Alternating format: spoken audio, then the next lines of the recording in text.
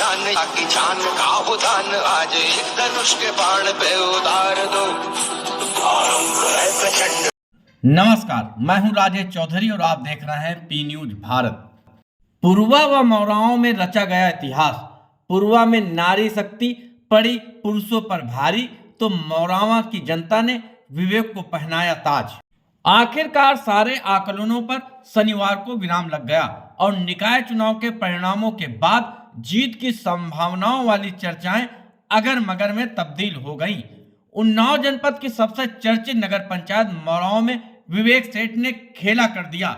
उन्होंने यहां से हमेशा अजय रहने वाले भगोले महाराज के परिवार को हराकर न सिर्फ मौरावा के इतिहास में नई इबादत लिखी, बल्कि राजनीति के विद्वानों के आंकड़ों को भी गलत साबित कर दिया।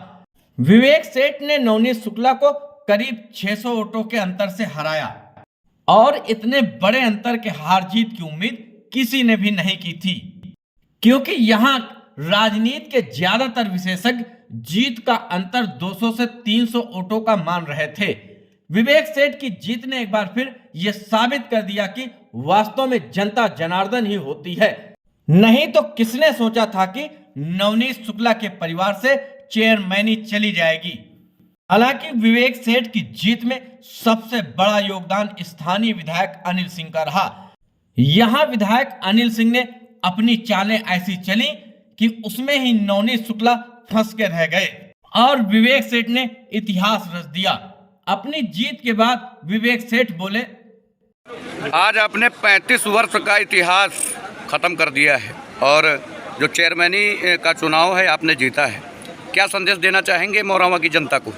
देखिए, मैंने ये चुनाव सिर्फ अपने दम पे नहीं, मौरावा की जनता के दम पे जीता है और मैं शुरू से कह रहा था कि मौरावा का जनता का आशीर्वाद मेरे को प्राप्त होगा और वो मुझे आज प्राप्त हुआ है।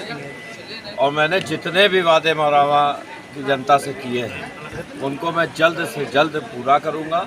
एक बार मैं प्रणाम करके मौरावा की जनता को धन्यवाद करता हूँ। वहीं नगर पंचायत पुरवा की जनता ने रेणु गुप्ता को पुनः पुरवा नगर पंचायत की बागडोर सौंपी है। वैसे चुनाव के पहले से ही रेणु गुप्ता पुरवा की जनता की पहली पसंद रही हैं। वैसे तो पुरवा में महिला आरक्षित सीट थी, पर रेणु गुप्ता का मुकाबला पुरुषों से था, क्योंकि रेणु गुप्ता को छोड़कर अन्य प्रत्याशियों के पति व पुत्र ही मैदान में आगे रहे और असली प्रत्याशी सिर्फ पोस्टरों में ही दिखाई देती रहीं। ऐसे में रेणु गुप्ता ने अकेले मोर्चा संभाला और नारी शक्ति की मिसाल पेश की। इसी से संबंधित एक सवाल के जवाब में रेणु गुप्ता ने कहा था, ज्यादा चूंकि महिला सीट यहाँ से है, लेकिन आपको छोड़ के ज्यादातर महिलाओं के जो पुरुष हैं अगुवाई कर रहे हैं, आप इकलौती ऐसी महिला हैं जो खुद चल रही हैं। आपके पति कहीं मतलब इसमें नजर आए, क्या कभी आपको लगता है महिला होने का ये नुकसान या फायदा? नहीं, देखिए, हमारी ये सोच शुरू से रही है।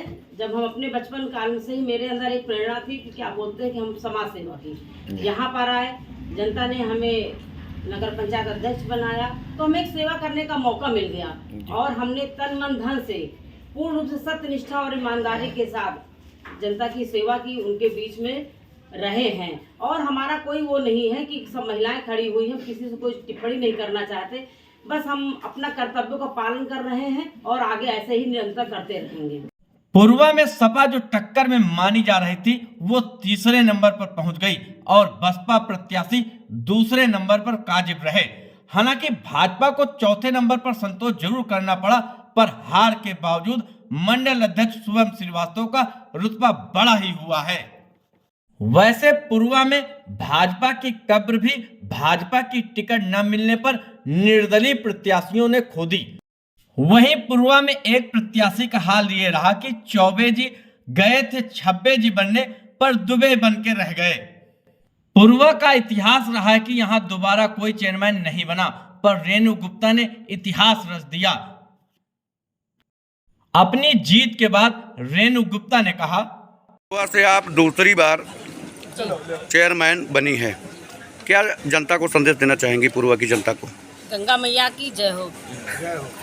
ये जो दूसरी बार जीते हैं, ये हमारी देवतुल जनता की जीत है और उनको उन विश्वास के साथ उन्होंने हमें यहाँ पर जिताया कि नहीं रेणु जी है तो हमारे सारे काम होंगे, बहुत ही सरलता से काम होंगे और जनता ने आशीर्वाद दिया है और हम विजयी हुए हैं पुनः। इन 5 सालों में इस बार क्या काम करेंगी आप? सेवा किया है, सेवा निरंतर करते रहेंगे, आगे भी इसी प्रकार से जैसे 5 साल के आने वाले समय में भी 5 साल ऐसे ही सेवा करते रहेंगे जनता की। पी न्यूज भारत के लिए शिवांगी शुक्ला व रवीना के साथ मैं राजेश चौधरी।